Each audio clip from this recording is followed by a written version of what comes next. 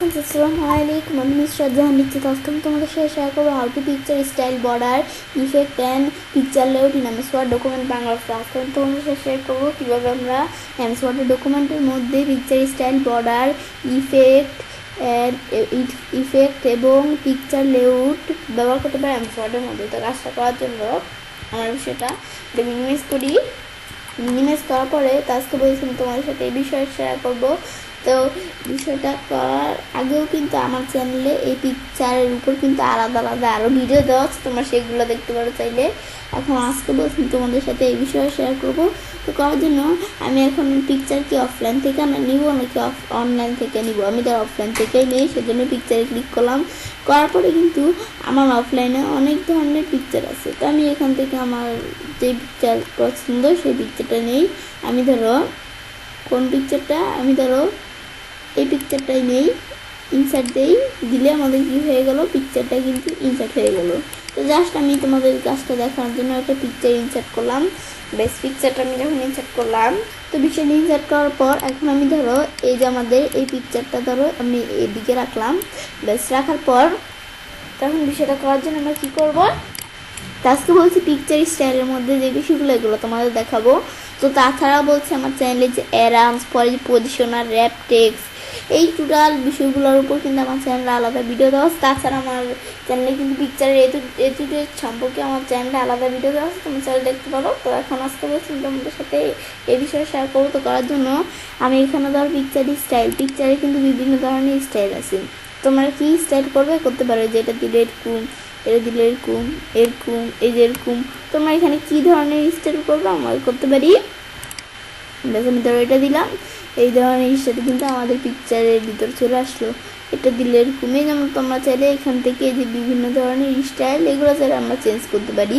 তো এগুলো আমরা ধরো একটা দিলাম, দেওয়ার পর আমি এখন কি করব, এই যে এটা কিন্তু আমরা এদিকে আসা পড়লো। ব্যাস, তোমার চাইলে আরও চেঞ্জ করতে পারো চাইলে, এটা দিলে এরকম, এটা দিলে এরকম, এটা এই যে আরও বিষয় দেওয়া আছে। এখন এটা করার পর আমি এখন কি করব, আমি ধরো পিকচারের বর্ডার নিব। তো এই যে পিকচার বর্ডার আসার পরে কিন্তু এই যে আমাদের এখান থেকে উইথ, তো পিকচারের আমরা চাইলে উইথ দিতে পারি।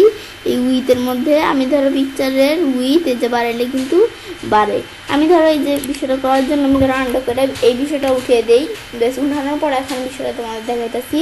তো এখন আমি যদি এই যে পিকচার আমাদের বর্ডার আসার পরে এই যে আমাদের উইথে আসার পরে যে দিলে কিন্তু উইথ বাড়ে, এই যে উইথ কিন্তু বাড়তেছে। এখন আমি ধরো বিষয়টা কী করে নিলাম, এখন এই যে আমি যদি উইথ করি, এই যে উইথ কিন্তু বাড়ে। এই যে এটা দিলে এরকম দেখাইতেছে, এটা দিলে এরকম, এটা দিলে এরকম। তো আমরা চাইলে যেভাবে উইথটা বাড়াতে পারি, এই যে উইথ বাড়তেছে, এখানে কিন্তু এই যে উইথ বাড়তেছে।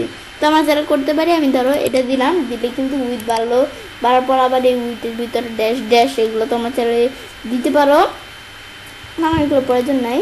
তো এখন এটা করার পর আমরা আমাদের ধরো মোর আউটলাইন কালার, আমাদের আউটলাইন কালার দিতে পারি। নো আউটলাইন দিলে কোনো আউটলাইন থাকবে না, এগুলো করতে পারি। আমি ধরো এখান থেকে আমরা চাইলে আউটলাইনের কালার দিতে পারি, এই যে কালার দিলাম, এরকম কালার চলে আসলো। বেশ, পর আমরা আমাদের মোর আউটলাইন দিলে আমাদের আরও আউটলাইন থাকবে। পরে আমরা যখন উইথে আসি পরে কিন্তু মোর লাইন্স দিলে আমরা আরও লাইন্সের বিষয়গুলো এগুলো করতে পারি ফরম্যাট পিকচার থেকে। আবার আমরা এদিকে আসি পরে ড্যাশের মধ্যেও কিন্তু মোর লাইন্স দেওয়া আছে, এখান থেকেও আমরা চাইলে বিষয়টা করতে পারি। তো যে আমাদের পিকচার বর্ডারের বিষয়টা, আর নো আউটলাইন দিলে তো আমরা দেখলাম উঠে গেল। পরে এখন আমি ধরো এদিক থেকে এটা দেখার পর পিকচার ইফেক্ট এদিকে এসে আমাদের যদি প্রেস্টেজ আমরা কী বিষয়গুলো দিব, এই যে পিকচারের মধ্যে এগুলো দিতে পারি।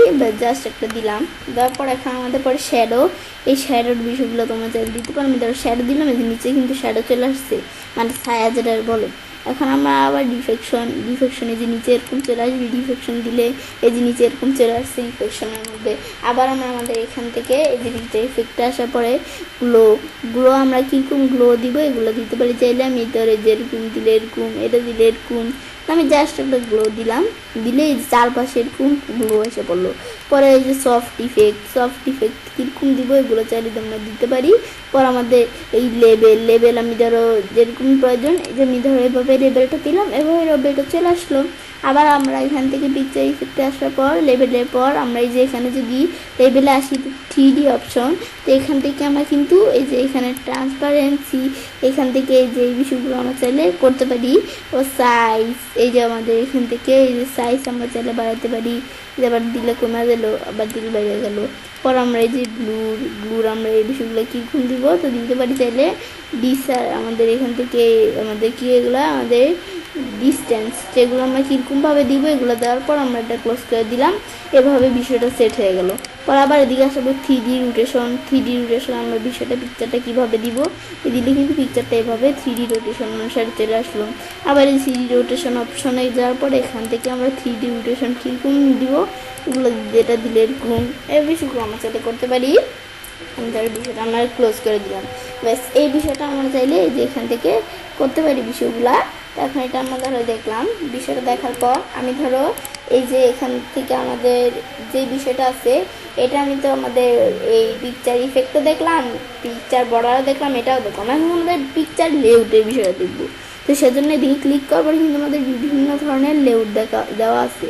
এই যে এরকম, পরে এরকম, এই যে আমাদের আরও লেআউট কিন্তু অভাব নেই। আমি ধরো এখান থেকে জাস্ট একটা লেআউট দিলাম, ব্যাস এই লেআউটটা দিলাম। দেওয়ার পর আমি চাইলে এইটা টেক্সটে ক্লিক করে, এই যে আমি যদি এখানে কী করি টেক্সটে ক্লিক করি, ক্লিক করার পরে দেখতে কী লিখবো লিখতে পারি। তাছাড়াও এই যে টেক্সটে ক্লিক করা ছাড়া এই যে আমাদের দেওয়া আছে কি টেক্সট প্যান আমাদের এখান থেকে কিন্তু এই যে টেক্সট প্যানের মধ্যে আমরা লিখতে পারি চাইলে টেক্সট একভাবে লিখলেই হয়। আমি ধরো জাস্ট একটা টেক্সট লিখি, ব্যাস লেখার পর আমি ধরো এখান থেকে আমরা এখন কী করি, আমরা যদি এখন এন্টার দিই, দিলে কিন্তু আরেকটা ছবির মধ্যে চলে আসছে। তো এখানে আমরা কী লিখবো লিখলাম, লেখার পর আমি ধরো এখান থেকে আমি ধরো কী লিখি, আমি ধরো এটাই দেখি, ব্যাস লেখার পর আমি এখন এই যে এখানে ক্লিক করলে হবে বা এদিকে ক্লিক করলে হবে, আমি যে কোনো এক জায়গায় ক্লিক করবো। আমি ধরো এই জায়গায় ক্লিক করলে কিন্তু আমরা এই যে ক্লিক করলে আমাদের এখান থেকে আমরা 3টা অপশন চলে আসছে। আমরা কি অনলাইন থেকে নাকি অফলাইন থেকে নাকি পার্সোনাল ড্রাইভ থেকে ওয়ান ড্রাইভ থেকে। আমি ধরো এখান থেকে অফলাইন থেকে তো এই পিকচার নিয়ে নিলাম, আমি ধরো এদিকে অনলাইন থেকে করি। আমি ধরো এখান থেকে আমরা সার্চ করি কি, আমরা আমাদের এখান থেকে সার্চ করি নাইস, ব্যাস আমাদের এটা দিয়ে সার্চ করলাম, করার পর আমি এন্টার দিই, ব্যাস এন্টার দিলে কিন্তু এই যেখান থেকে আমাদের বিভিন্ন কিছু চলে আসছে। তো এখান থেকে আমি ধরো জাস্ট একটা জিনিস তোমাদের দেই, আমি ধরো এখান থেকে কি পিকচার, আমি ধরো এই পিকচারটাই দিলাম। তো এখানে ক্লিক করার পর আমি যদি এখন ইনসার্ট দিই, ইনসার্ট দিলে কিন্তু এই পিকচারটা চলে আসলো। ব্যাস এটা আসার পর এখন আমি এখান থেকে আমরা ধরো আরও বাড়াবো, তো এন্টার দিয়ে আমরা চাইলে আরও বাড়াইতে পারি। এখন আমরা এভাবে বানানো ছাড়া আমি যদি এই যে অ্যাড শেপ, এদিকে আমরা যাওয়ার পরে যে আমাদের এখান থেকে অ্যাড শেপ আফটার, আমি যদি এই শেপটার পরে বাড়াইতে চাই তাহলে এখানে ক্লিক করে অ্যাড শেপ আফটার থেকে আমি এই শেপটার পরে বাড়াইতে পারি। তো এই যে আমাদের এখানে আমরা এই যে আমাদের ধরো একটা জাস্ট এখানে ব্যাস লিখলাম, লেখার পর তো আমার চাইলে এই পিকচারের বিষয়গুলো দিতে পারো। আমি পিকচারটা দিয়ে দিই, আমি ধরো ফর্মের ফাইল থেকে জাস্ট একটা পিকচার দিই, এখানে কিন্তু বিভিন্ন পিকচার এসে পড়ছে, আমি ধরো এটা দিয়ে ইনসাইড দিলাম, ব্যাস এই পিকচারটা চলে আসলো। তো এই বিষয়গুলো আমরা করতে পারি। ব্যাস তোমাদের আরও প্রয়োজন হলে তোমরা চাইলে আরও করতে পারো। এখন এটা দিছি আর কি হয়েছে, আমরা আমাদের কিন্তু এই পিকচারটার পরে আফটার যখন দিলাম এই পিকচারের পরে আমাদের শেপটা ইনসার্ট হয়েছে। এখন আমি ধরো এই শেপটাই ক্লিক করলাম, করার পর আমি যদি এখন দিই আমাদের এখন কি অ্যাড শেপটার বিফোর, এই শেপটার আগে তো একটা শেপ দিব, তো এই শেপটার আগে কিন্তু একটা শেপ চলে আসছে। ব্যাস এটা আমরা করতে পারি। ব্যাস এই যে আমাদের এইভাবে এই শেপটা নিলাম, নেওয়ার পর আমি এখান থেকে পিকচার দেবগুলো আমরা চাইলে দিতে পারি। ব্যাস করার পর যে মুভ ডাউন মুভ আপ এই বিষয়গুলো আমরা চাইলে করতে পারি। ব্যাস এটা আমরা দেখলাম ধরো বিষয়টা দেখার পর এখন আমি ধরো এইগুলো যখন দেখলাম, আবার আমি এখান থেকে এই ডিলেট করার জন্য এই যে আমরা এখান থেকে এই বিষয়গুলো করতে পারি। এগুলো তো আমরা একটু দেখলে এই বিষয়টা বুঝতে পারবে। এখন আমরা আমাদের এই বিষয়টা দেখলাম, দেখার পর এখন বিষয়টা আমি ধরো চেঞ্জ করার জন্য এই যে এটা দিলে এরকমভাবে চেঞ্জ হবে, এটা দিলে এরকম, এই যে এরকম, আবার এরকম আমরা কীভাবে চেঞ্জ করব এগুলো করতে পারি। এটা দিলাম এভাবে, এটা দিলে এভাবে আমরা চাইলে এই বিষয়গুলো আমরা চেঞ্জ করতে পারি। আমি ধরো কোনটা দিলাম এটাই ধরে দিলাম। বাস আমার এই বিষয়টা দেখার পর আমি ধরো এখান থেকে বিষয়গুলো করার পর আমি ধরো চেঞ্জ কালার যাই, যার পর আমরা চাইলে এই বিষয়গুলোর কালার চেঞ্জ করতে পারি। তো করার জন্য আমি ধরো এই পুরো বিষয়টা সিলেক্ট করলাম, করার পর আমি ধরো যে চেঞ্জ কালার আসার পরে যে এটা দিলে এরকম, এটা দিলে এরকম। আমি চাইলে এই বিষয়গুলো আমরা কালার চেঞ্জ করতে পারি, এই যে এরকম এরকম। তো এই বিষয়গুলো আমরা দিলে এই যে কালার কিন্তু চেঞ্জ হয়ে গেল। ব্যাস এগুলো আমরা সেট করতে পারি। করার পর আমি এখান থেকে স্টাইল কীরকম দিব, এটা দিলে যে এরকমভাবে আসবে, এটা দিলে এরকম, এটা দিলে এরকম। আমি এভাবে দিলাম, এই যে বিষয়টা এভাবে চলে আসলো। তো এই বিষয়টা দেখার পরে এখন আমি এখান থেকে আমরা এই বিষয়গুলো দেখলাম। দেখার পর তো আজকে ভিডিওতে আমি তোমাদের সাথে এই বিষয়ে শেয়ার করলাম। এবার আমি চাইলে কাজটা করতে পারি।